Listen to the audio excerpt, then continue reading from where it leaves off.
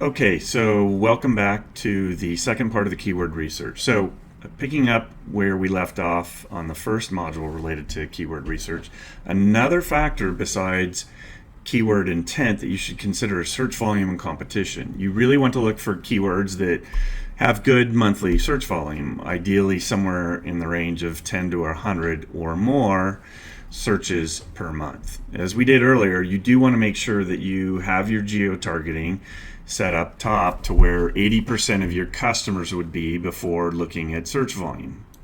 Next, let's look at the competition that is going to be rated by Google that is high, medium, or low. High means there are many advertisers bidding on those keywords, which makes it more challenging to capture the click and the conversion.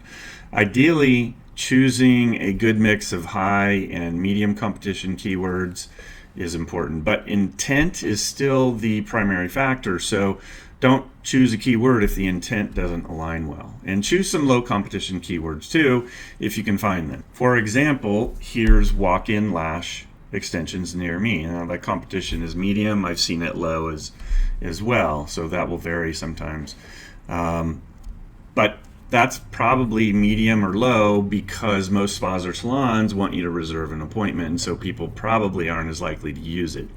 Put it in their account, if you will. And if you ever need more clarification on the intent, because sometimes it's not clear, just do a Google search and look at the ads and the organic results that come up. Does your page align with the organic pages and what those pages are talking about? Does that align with what you thought it was correct, and does it align with kind of what your landing page is about? Okay, so in terms of selecting the right keywords, we've talked a lot about filtering for keywords, and the keywords need to be similar. But my recommendation when first choosing keywords is to always make sure the keywords that you choose per ad group align with your landing page or where you're sending the traffic and with your target audience and what they're looking for. So start with a smaller list of highly relevant keywords that align really closely with your service, values, and what you offer.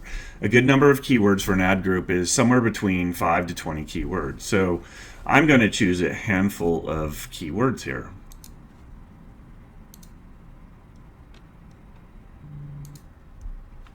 Okay, so now I've selected a handful of keywords you can see here.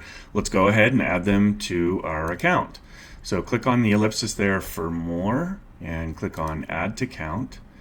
Now we're going to click on select an ad group, and it's going to populate our campaign that we have there as well. Now if you had multiple campaigns, it would show them all. So we only have this campaign, and this is the one we want, my first search campaign. So I'll click on that. It's going to show me the ad groups. I'm going to click on Lash extensions. That's what I named the ad group, and the keywords line up with that as well. And then match type, I'm going to leave that as broad, and I'm going to go ahead and click on add. So when you go to add keywords to your account from the keyword planner here, in this drop-down you'll notice you have three options: broad match, phrase match, and exact match. Now we added broad match, but I want to explain these because it's a very important concept. So when you choose broad match, Google will match to misspellings, synonyms, the words can be in any order, and it will match to other related terms. So here's an example Google themselves gives for broad match. Broad match keywords are added without anything else, just the keywords. Broad match is the least restrictive, meaning your one keyword in broad match could match to all sorts of variations that someone would type into Google. Next is phrase match. So phrase match is more restrictive than broad. Phrase match keywords are actually identified by quotation marks around them. This tells Google, show my ad to people using those keywords and the quotation marks. But any words can appear before those quotation marks or after. Here's the example that Google provides for phrase match. And then lastly, the third type and final type is exact match. So exact match keywords are noted by having brackets around them. This is the most restrictive keyword match type. When a keyword is exact match, it tells Google only show my ad to people that type in keywords that are exactly that. No words before or after, no synonyms or other related phrases. And again, this points out that this is the most restrictive type of keyword. So in our case, we're going to use a combination of broad match and exact match. I use exact match because I know those keywords are important and very relevant, and I want to ensure my ad shows for them as much as possible.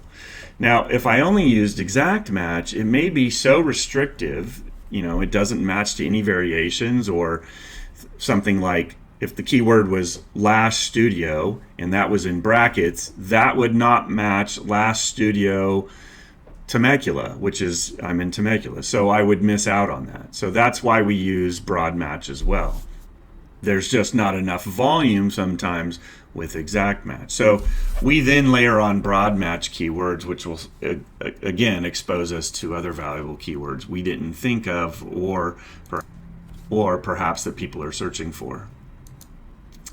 Finally, there's a whole module that's going to be around optimizing the keyword list. So in another video module, I'll talk about how to review your keyword performance and how to refine the keyword list based on the data of clicks and conversions and impressions, click-through rate, and other factors. I'll also discuss how to identify keywords that are underperforming and how to use negative keywords as well to further optimize your keyword strategy. So to wrap this up, keywords are the heart of a Google search campaign. When someone types into Google search or in Google Maps a keyword that you have in your account, your ad has the opportunity to show to that searcher.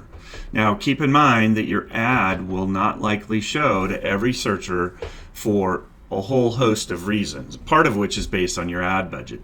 If there's more people searching than you have the budget to reach, Google will spread your exposure throughout the day versus burning up all your budget in the morning.